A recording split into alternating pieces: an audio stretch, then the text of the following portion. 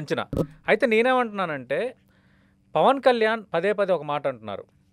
10 ఏళ్ళు కాదు 15 ఏళ్ల పాటు ఇదే కూటమి ప్రభుత్వం ఉంటుంది అని పదే పదే అంటున్నారు. లేదంటే 5 ఏళ్ళు కాదు 10 ఏళ్ళు చంద్రబాబు నాయుడు ముఖ్యమంత్రి అని అసెంబ్లీలోనే ఆయన ప్రకటన చేశారు. తప్పులేదు. అంటే ఆయన ఒక రాజకీయ విధానంతో వెళ్తున్నప్పుడు ఆయన పాలిసీని, ఆయన విధానాన్ని ఆయన డిసైడ్ చేసుకోవటంలో he has that is own prerogative. నేను తప్పుపట్టడం లేదు. కానీ ఇక్కడేంటంటే పవన్ కళ్యాణ్‌ని మద్దతిస్తున్న సామాజిక వర్గం గాని, పవన్ కళ్యాణ్‌ని మద్దతిస్తున్న కొన్ని వర్గాలు, ఫ్యాన్స్ వీళ్ళు కూడా పవన్ కళ్యాణ్ సీఎం కావాలి అని ఎక్కువ మంది కోరుకుంటున్నారు. ఒకవేళ ఇప్పుడు ఆయన అంటున్నట్టుగా అదే జరిగితే మరి ఆయన ఎప్పుడు సీఎం అవుతాడు అన్నది కొందరిలో ప్రశ్న. మీరు ఈ ప్రత్యామ్నాయ రాజకీయాలకు ఎంత డీప్‌గా మీరు వెళ్తున్నారు కాబట్టి ఈ ప్రశ్నకి సమాధానం ఏంటి? అంటే పవన్ కళ్యాణ్ ఎప్పుడు సీఎం అవుతారు? ఒక్క మాట సార్. ఇప్పుడు పవన్ కళ్యాణ్ గారు సీఎం కావాలని ఆయన అభిమానులు, ఆయన అనుచరులు అందరూ కోరుకోవటం సహజమే సార్. ఓకే. కానీ ప్రాక్టికల్‌గా సంకీర్ణ రాజకీయాలు మాత్రమే మూడో ఫోర్స్‌కి అవకాశం కల్పించగలిగినటువంటి ఒక పరిస్థితి వచ్చున్న టైంలో పవన్ కళ్యాణ్ గారు సంకీర్ణ రాజకీయాలని బాగా అర్థం చేసుకున్నారు కాబట్టే ఆయన స్టెప్ బై స్టెప్ వెళుతున్నారు. ఓకే. సో ఈ పరిస్థితుల్లో మీలాంటి వారు, నాలాంటి వారు, లేకపోతే ఇంకొకరు కానీ అసలు నిలబడాలనుకోవటమే ఒక పెద్ద సాహసం.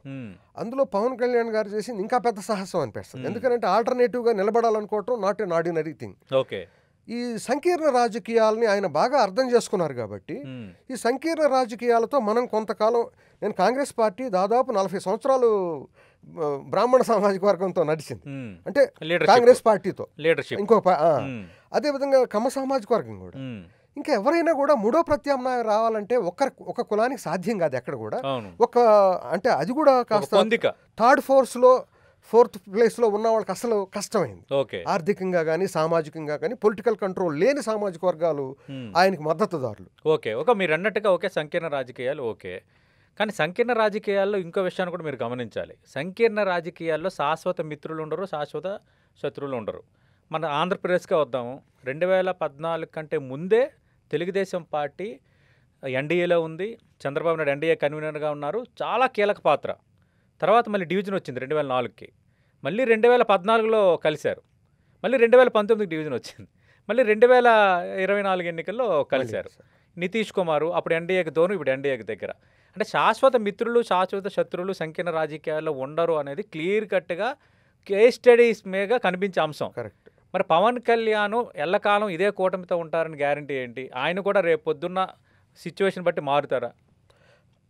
అసలు అంటే ఇది చాలా ఇంపార్టెంట్ క్వశ్చన్. పవన్ కళ్యాణ్ గారు ఎలా అడుగులేస్తారు అనేది మనం ఊహించలేము. ఆయన మీ క్వశ్చన్లో ఫస్ట్ పార్ట్ 15 సంవత్సరాలు ఉండాలని ఆయన కోరుకోవటం కారణం ఏంటనంటే ఒక మెచ్యూర్డ్ పొలిటికల్ అలయన్స్లో ఉండటం అనేది కంఫర్టబుల్గా ఉండటం అనేది ఒక అంశం. ఎందుకంటే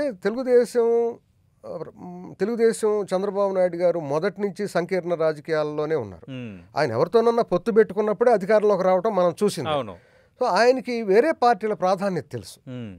ఇప్పుడు నా ప్రాధాన్యత తెలిసిన వారితో నేను ఉండటం నాకు కొంచెం కంఫర్టబుల్గా పాలిటిక్స్లో కానీ ఒక అడుగు ముందేయటానికి నాకు ఒక అవకాశం ఉంటుంది.